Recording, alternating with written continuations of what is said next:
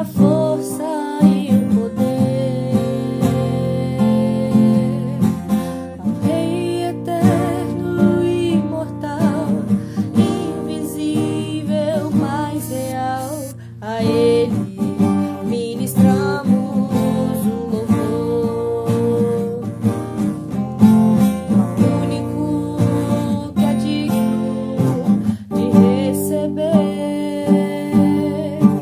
a honra e a glória, a força e o poder ao Rei eterno e imortal, invisível, mas real. A Ele ministramos o louvor. Coroado estás, ó Rei Jesus, coroado estás, ó Rei Jesus. Adoramos o teu nome, nos rendemos aos seus pés, consagramos todo o nosso ser a ti. Coroado estás, ó Rei Jesus, coroado estás, ó Rei Jesus. Adoramos o teu nome, nos rendemos aos seus pés, consagramos todo o nosso ser a ti. Consagramos todo o nosso ser a ti. Consagramos todo o nosso ser a ti.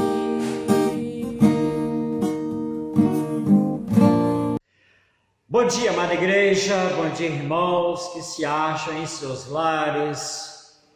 Que Deus continua abençoando a sua vida, a sua família, trazendo paz, trazendo prosperidade a todo o seu lar. O texto inicial desta manhã registra no livro de Apocalipse, capítulo 3, versículo 20. Eis que estou à porta e bato. Se alguém ouvir a minha voz e abrir a porta, entrarei e cearei com ele e ele comigo. Jesus está à porta do seu coração. Queridos, qual é a experiência que temos? E você que já morou ou que mora em alguma casa, seja numa temporada, e que já viveu uma cena como essa de alguém bater à porta, bater palmas lá no seu portão, e naquele momento você precisa decidir: abro a porta para a pessoa em questão ou ignora, talvez fingindo que não tem ninguém em casa. Agora pense, se esta mesma pessoa decidisse entrar em sua casa sem a sua permissão, você se assustaria, não é mesmo? Afinal, ela poderia ser perigosa ou no mínimo abusada. Mas Jesus é aquele que bate a porta do nosso coração todos os dias. Oi, você me quer como seu Senhor e Salvador? Eu tenho muito a te oferecer. Jesus tem a oferecer. Jesus está dizendo: olha, estou pronto para te ajudar, você deixa. Querido, Jesus anseia que nós não desprezemos. Ele deseja que nós não apenas abramos a porta, mas convidemos para entrar e ficar conosco também. Hoje, Jesus está à porta do seu coração, aguardando que você aceite o convite para que Ele te salve, para que Ele te traga descanso, para que Ele te fortaleça, para que Ele seja seu amigo íntimo. Porém, você precisa decidir se abrir, pois Ele jamais forçará qualquer aproximação. É isso que existem tantas pessoas não salvas. Ele sempre às vezes respeita. Ele vem ao nosso encontro. E você agora tem a oportunidade de decidir entregar toda a sua vida para Ele pela primeira vez. Ou você já é um cristão, se já é um cristão, também pode entregar todas as suas situações na sua vida a Ele, em vez de tentar resolvê-lo com suas próprias forças. Não importa qual seja a sua situação, Jesus quer cuidar de você. Abra completamente a porta do seu coração para Jesus. Andar com Ele todos os dias é uma decisão que você tem que tomar. Por isso, queridos, decida hoje entregar a vida totalmente a Jesus e declarar que Ele é o seu Senhor e Salvador e crer que esta é a melhor escolha da sua vida e a obra que Cristo realizou na cruz aconteceu para te trazer vida, para te trazer paz, para te trazer uma vida maravilhosa e, sobretudo, te conceder a salvação. Abra o seu coração. Nós temos o hino que nós cantamos: abra a porta, deixa Cristo entrar, e então você vai ver as maravilhas que Ele vai realizar. Deus abençoe ricamente a sua vida, em nome do Senhor Jesus. E ainda nesta palavra inicial, nós queremos saudar o Cauã Galeno, que no próximo 16 de abril estará aniversariando. Parabéns, Cauã, Deus abençoe ricamente a sua vida, os seus pais, a sua família. Continua sendo adolescente, fiel ao Senhor, aqui na casa de Deus, e que amanhã você venha a confessar com os seus próprios lábios que Cristo é o Senhor, para a honra e para a glória do nome do Senhor. Amém?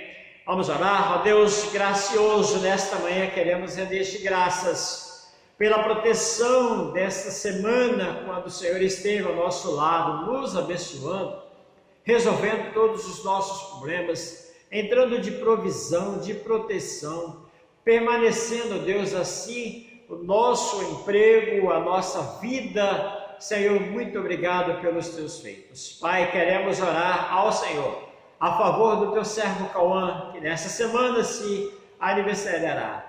Muito obrigado pelo seu dia natalício, por tudo que o Senhor tem feito na vida dele, na vida da sua mãe, na vida do seu pai, que está distante, do seu irmão. Esteja abençoando o Cauã, que ele seja uma bênção na vida da sua família, uma bênção na vida desta igreja, e que a igreja de igual forma seja uma bênção na vida desse adolescente. Abençoa, Deus, o seu relacionamento com os nossos adolescentes, com a igreja, na escola, que ele seja bem sucedido dos seus estudos, dos seus afazeres, livre, ó Deus, de acidentes domésticos, de atropelamentos, de todo e qualquer outro perigo que venha a acontecer. Dê-lhe, Pai, o crescimento espiritual do conhecimento do Senhor. Por cada família de nossa igreja, pedimos a tua bênção, pedimos que o Senhor venha ao nosso encontro. E desde já, ó Pai, também queremos consagrar ao Senhor os nossos dízimos, as nossas ofertas, e pedir ao Senhor prosperidade sobre a vida dos nossos familiares. Que não venha faltar, ó Pai, bênção material na vida dos teus filhos, e nem tampouco as bênçãos espirituais em Cristo Jesus. Derrame sobre nós o teu amor, a tua graça. Nós oramos com ações de graças por tudo que irás fazer, em nome de Jesus. Amém. Oh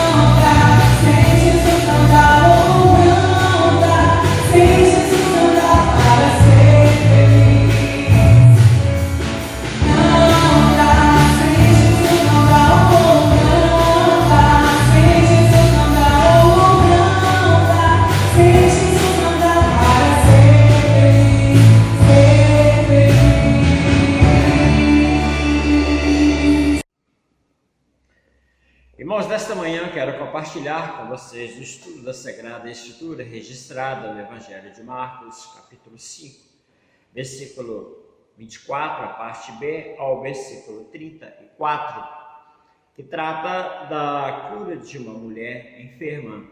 E nós vamos tirar algumas lições para nós nesta manhã.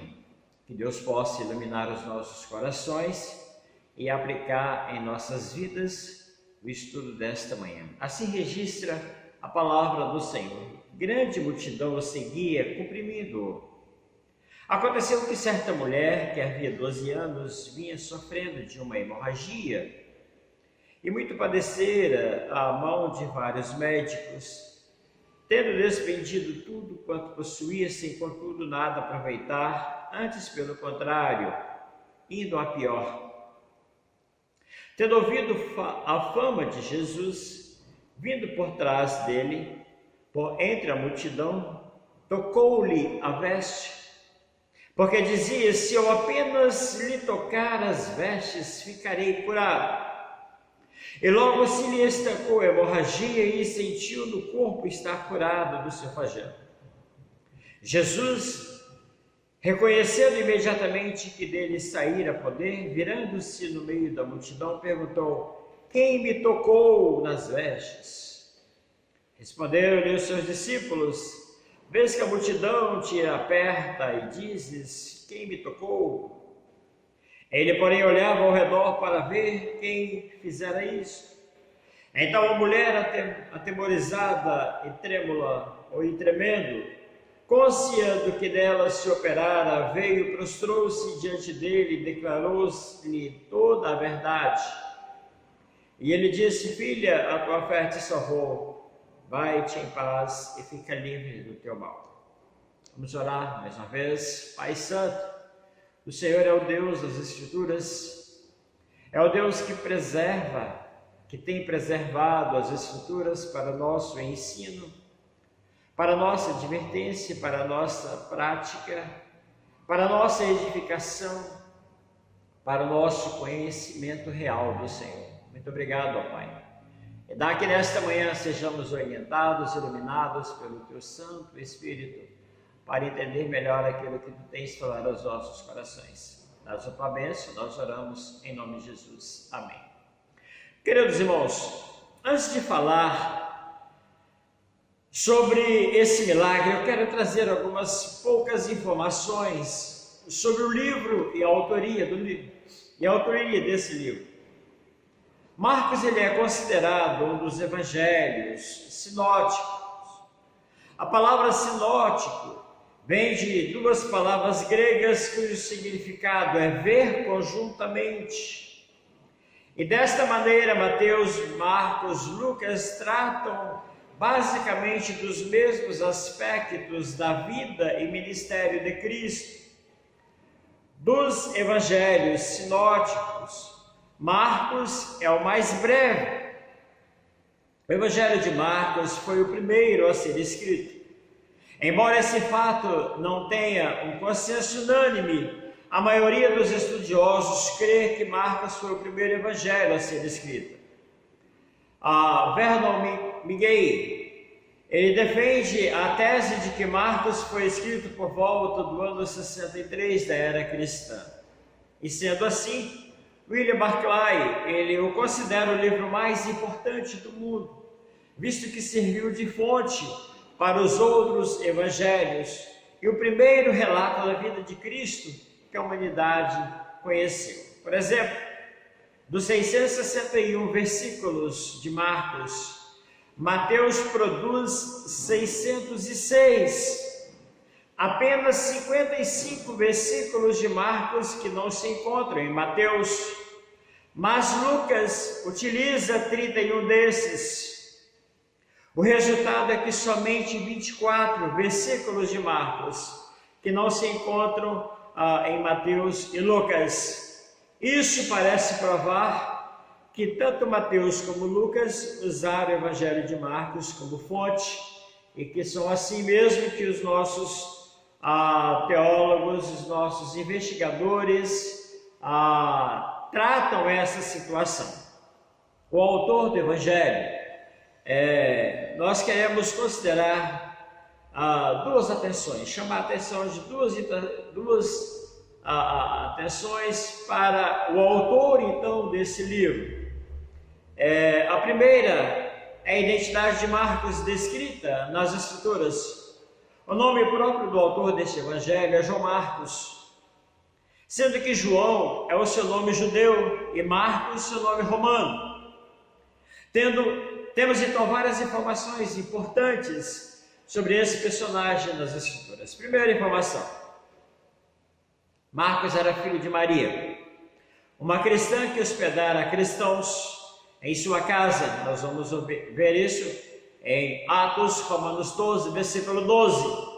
Isso significa que João Marcos procedia de uma família aquinhoada de bens materiais e tinha familiaridade com a igreja cristã desde a sua juventude. Em segundo lugar, Marcos ele participou da primeira viagem missionária do apóstolo Paulo e Barnabé, também registrado em Atos, capítulo 12, versículo 25. Ele saiu de Jerusalém com Paulo e Barnabé e foi morar em Antioquia, da Síria, de onde saiu com eles para a primeira viagem missionária, na região da Galácia. João Marcos era o auxiliar Hiperetes de Barnabé e Saulo nesta primeira viagem missionária, conforme registra também em Atos, capítulo 13, versículo 5. Em terceiro lugar, Marcos desistiu da primeira viagem missionária no meio do caminho. Nós vamos seguir versículo 13 de Atos, capítulo 13. Nós sabemos precisamente as razões que levaram Marcos a desertar dessa viagem. Podemos elencar 3 razões ou 3 sugestões para esse abandono da viagem de Marcos. Primeiro, Paulo decidiu largar a região costeira e ir para a região interior, onde os perigos eram imensos. Essa é uma das considerações. Segundo, Paulo passou a ocupar a liderança da viagem, até então que era ocupada pelo seu tio Barnabé. Talvez o ciúme, né? Terceiro, a insegurança característica de sua própria juventude e experiência. João Marcos era jovem, então ele pode ter abandonado pela sua insegurança, que caracteriza a juventude na sua época, até mesmo nos dias atuais. Em quarto lugar, nós queremos destacar que Marcos é rejeitado por Paulo na segunda viagem missionária. Atos 15, versículo 37 ao versículo 40, você vai conferir esse registro. E a rejeição de Paulo ao ingresso do jovem Marcos na segunda viagem missionária teve repercussões profundas na agenda missionária da igreja e no relacionamento dos dois grandes líderes, Paulo e Barnabé. Houve tal desavença entre eles que Barnabé deixou Paulo e partiu para uma nova frente missionária, então levando consigo João Marcos para Chipre, a sua terra natal. Então Barnabé deu a ele essa segunda chance para o trabalho missionário. Em quinto lugar, nós vamos destacar Marcos. Perdoe-me, lá atrás registramos que ele era sobrinho, mas Marcos ele era primo de Barnabé, conforme registra Colossenses capítulo 4, versículo 10.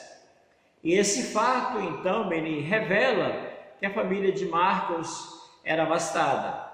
Sua mãe tinha uma casa que servia de lugar de encontro da igreja primitiva, e Barnabé era um homem de posses, como nós conhecemos.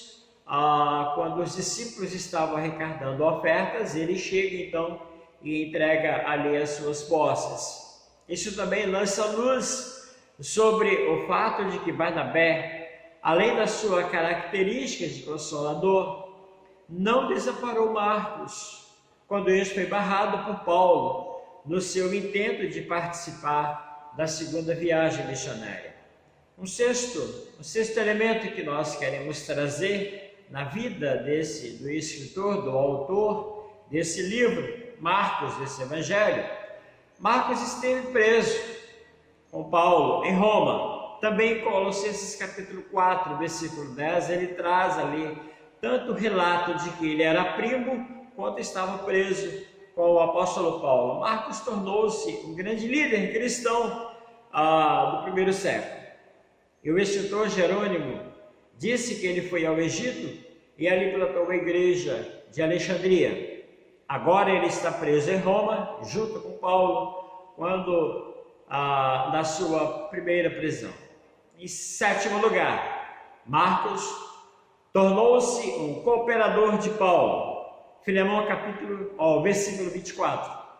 Paulo, ele vai reconhecer a cooperação de Marcos. E a carta a Filemão foi escrita nesse interregno entre a primeira e segunda prisão de Paulo em Roma.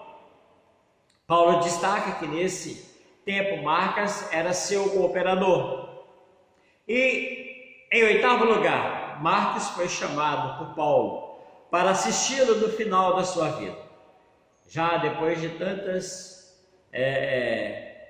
decepções, de tantas provações, o apóstolo Paulo agora reconhece o trabalho desse jovem e chama-o para assisti-lo. 2 Timóteo capítulo 4, versículo 11. Marcos, ele estava em Éfeso quando Paulo foi preso pela segunda vez em Roma. E agora Paulo está no calabouço romano, aguardando o seu martírio. Paulo reconhece que o mesmo jovem que ele dispensara no passado, ele agora útil e deseja-lhe ter como o seu cooperador no momento final da sua vida. Isso é bonito, é importante para nós, esse reconhecimento que o apóstolo Paulo traz no final da sua vida. Isso nos prova a mudança da conduta de Paulo, bem como a sua mudança de conceito a respeito de Marcos. Às vezes nós desprezamos algumas pessoas e é necessário nós repensarmos sobre a vida daquela pessoa, né? Em nono lugar, queridos, Marcos era considerado filho da fé de Pedro. 1 Pedro capítulo 5, versículo 13. Marcos teve um estreito relacionamento com o apóstolo Pedro. O apóstolo o chama de meu filho. Possivelmente o próprio Pedro o tenha levado a Cristo e seja o pai da fé desse jovem. E quando Pedro foi solto da prisão, foi para a casa de Maria, mãe de Marcos, onde a igreja estava reunida. Então ali eles tiveram então esse aprofundamento do relacionamento. E 10º lugar que nós queremos destacar na vida do autor desse livro, é que Marcos ele é apontado pela maioria dos estudiosos como jovem que se vestiu com o lençol para ver Jesus. Isso registra no próprio livro de Marcos, no seu Evangelho, capítulo 14, versículos 51 e 52. E nesse tempo, esse jovem era apenas um seguidor casual de Jesus, seguia de longe, o Senhor Jesus. Era apenas um espectador curioso que queria acompanhar e desenrolar, todo o desenrolar da prisão do Rabi da Galileia, mas estava inadequadamente revestido no meio da multidão, e ao ser agarrado pelos soldados que prendiam Jesus, então ele fugiu desnudo. Então são informações importantíssimas que nos traz a respeito deste jovem escritor do seu Evangelho sinótico, que traz para nós um relato da cura de uma mulher hemorrágica, que nós temos o texto. E então, voltando agora para o texto de Marcos capítulo 5, versículo 25 ao versículo 34, nós vamos observar que esse milagre mostra que Jesus, ele pode estar na sua maior agitação, que sempre ele está pronto para atender aos que procuram com fé. Qual era o contexto? Nós vemos aí esse contexto que está registrado desde no capítulo 5, quando ele cura o endemoniado em Genezaré, e ali ele é rejeitado por aquelas pessoas pelo suposto prejuízo, né, que o Senhor Jesus dá àquelas pessoas que eram criadores de porcos. Então Jesus, ele volta para o outro lado, e ali uma multidão o aflige, e vai ao encontro dele um homem chamado Jairo, interceder para que ele cure a sua única filha. E em Marcos, então, esse capítulo de Marcos, ele traz que Jesus é o Senhor daqueles que se acham desesperados. Jairo tinha sua única filha que estava quase à morte. Então Jairo solicita a Jesus que vem para impor as mãos sobre ela, versículo 23, para que ela seja salva, então ela viverá. Então o texto nos diz que Jesus sai com aquela multidão a caminho da casa de Jairo. E nessa caminhada dessa multidão, as pessoas, então Marcos registra que a multidão estava comprimindo, estava esbarrando, mas isso não importava a Jesus. Isso não trazia perturbação ao Jesus. Mas de repente, no meio daquela multidão, o versículo 25 vai nos dizer que certa mulher, que havia 12 anos, que vinha sofrendo de uma hemorragia. E o nosso mundo, queridos, ele sofre, desde que Caim matou Abel, de uma hemorragia, isto é, de uma guerra, de homicídio, que os homens não podem curar. E esse milagre vai nos trazer essa verdade, essa realidade. Quando nós abrimos os jornais, quando nós assistimos os jornais em nossas casas, quando nós ligamos os nossos rádios, nós vamos ver que guerra, homicídio, assassinatos, a violência, ela é incurável. Ela é imparável, ela é implacável. Por mais que tenhamos a preocupação do nosso governo, isso não acontecerá, não vai aplacar. Pode até diminuir, inibir essas violências, mas não vai parar. E essa mulher tinha um sério problema. O texto diz que ela vazava ali a vida, ela estava fraca. O texto vai nos dizer que a cultura a considerava imunda cerimonialmente. Levítico 15, versículo 19, traz essa realidade para o povo. Ela era miserável. Então essa mulher, queridos, ela tinha vários ou sério problema. Ela vazava ali a vida. Essa mulher, ela estava fraca. Essa mulher, ela era considerada imunda cerimonialmente. Essa mulher era miserável, que era o símbolo do pecado. E a mulher então sofreu muito devido aos métodos primitivos de cura, os quais geralmente faziam agravar-se as condições da saúde dela dia após dia, ao invés de curá-la. Isso é o que sucede com as autocuras espirituais dos homens. E aqui nós vamos observar que só existe um único e verdadeiro Salvador. Essa mulher, ela, dentro do contexto, ela já tinha passado por vários curadores também, porque havia vários deuses, então ela ia a vários locais para pedir a cura espiritual. E o Novo Testamento ele centraliza a qualidade que somente que é o verdadeiro Salvador.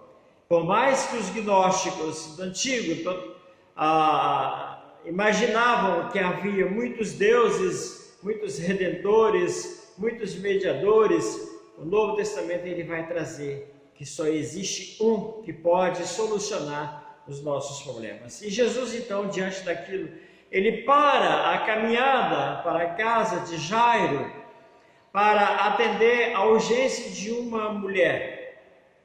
Era o interesse de Jesus, que era salvar e buscar o que havia perdido, conforme registra o evangelista Lucas, capítulo 19, versículo 10. O que havia? Essa mulher havia padecido muito. E muitas pessoas, como essa mulher, esgotam todos os recursos humanos em busca de solução para problemas de saúde, problemas espiritual, e só depois que vão a Jesus. E ele jamais recusa alguém assim, irmãos. Amém, aleluia. Jesus não recusa ninguém. E o texto vai dizer no versículo 29, que imediatamente se lhe estancou a cura.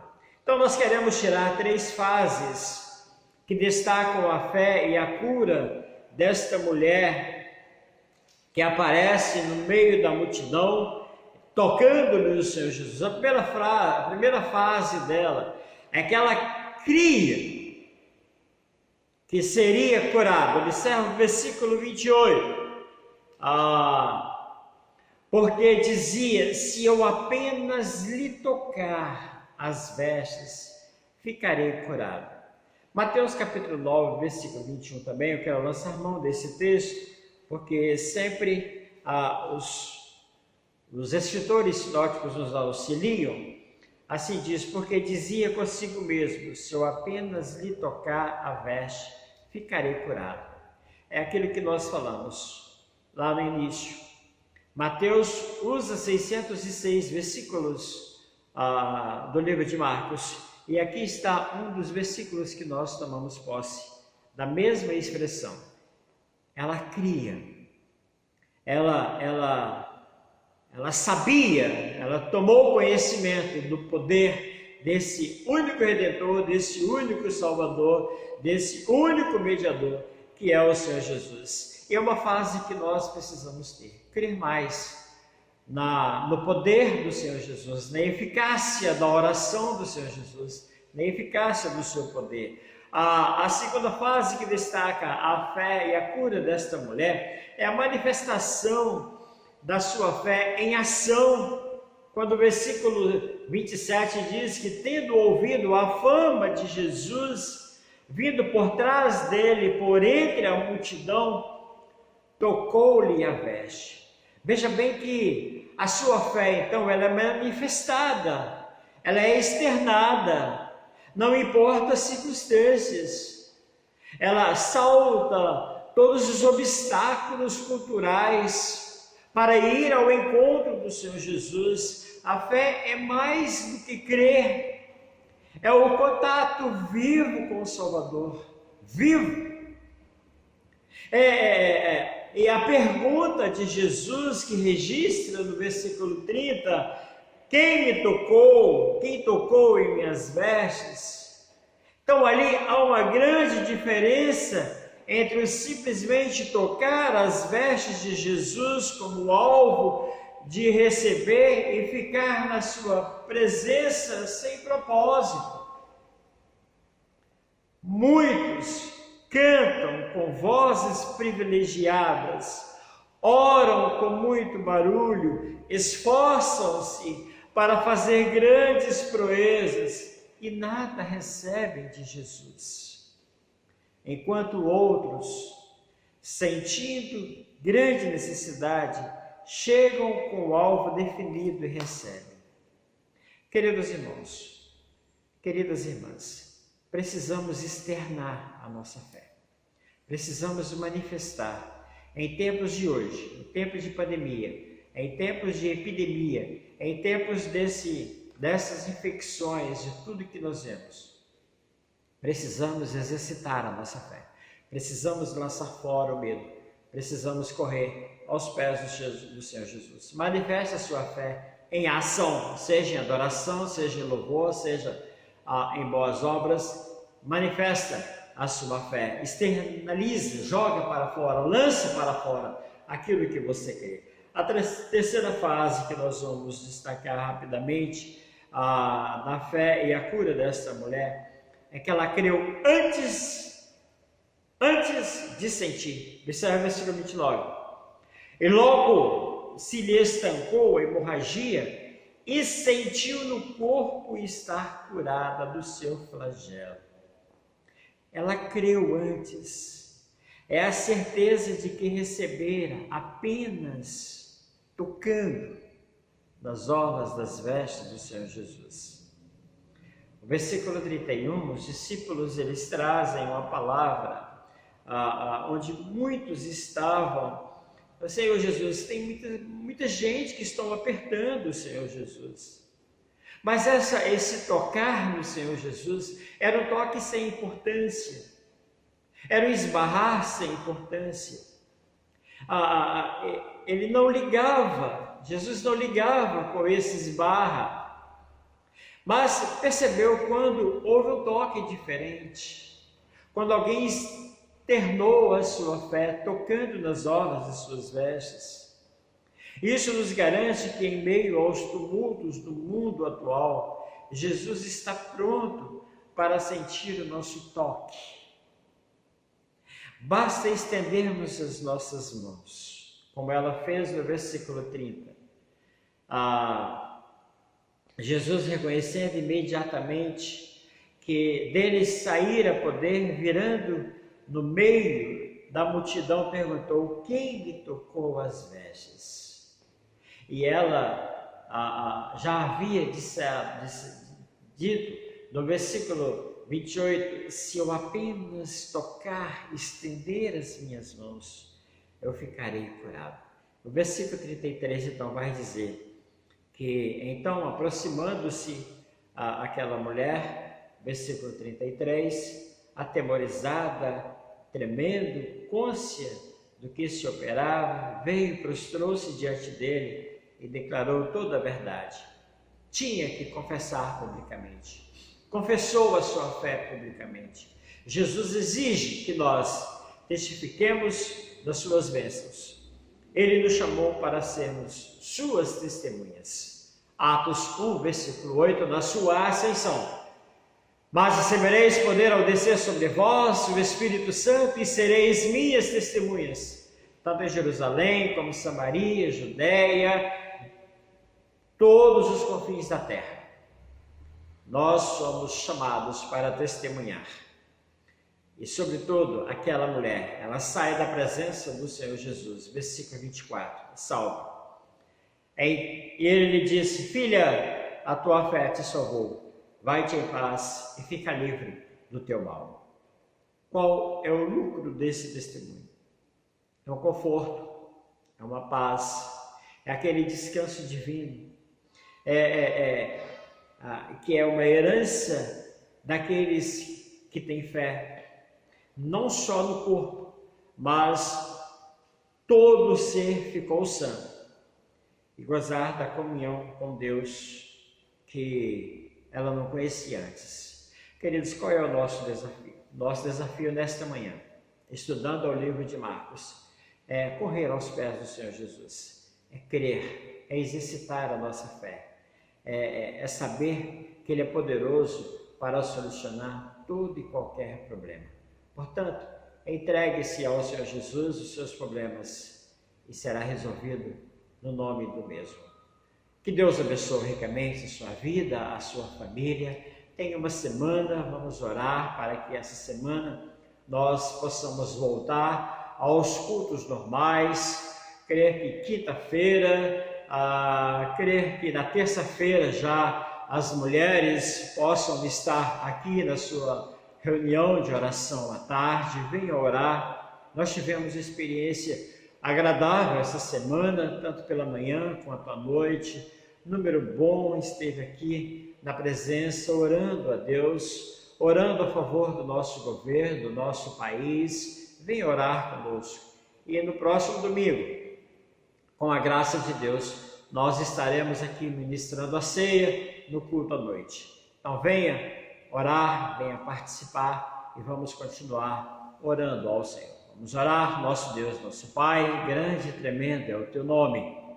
Por isso, ó Pai, nós recurvamos ante os Teus pés e queremos com as nossas mãos levantadas aos céus, erguer em adoração e louvor e em reconhecimento ao Senhor pelo que Tu és, pelo que Tu fazes, pelo que Tu farás.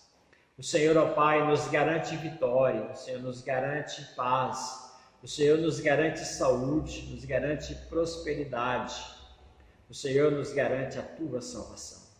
Abençoa, Senhor, os Teus filhos que estão reunidos em suas casas.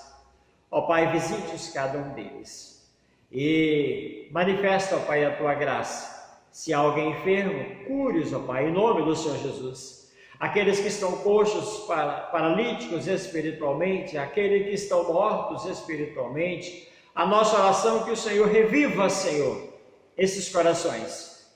Como a promessa registrada no livro de Isaías, que o Senhor vem reviver os de espíritos oprimidos, o Senhor vai reviver aqueles de corações contritos. Reviva, Senhor, esta obra em nosso meio. Reanime-nos, ó Deus, para o Teu louvor, para a Tua adoração e fique conosco nesse dia, em nome de Jesus e para a glória de Jesus. Amém. Deus abençoe ricamente, em nome do Senhor Jesus. Amém.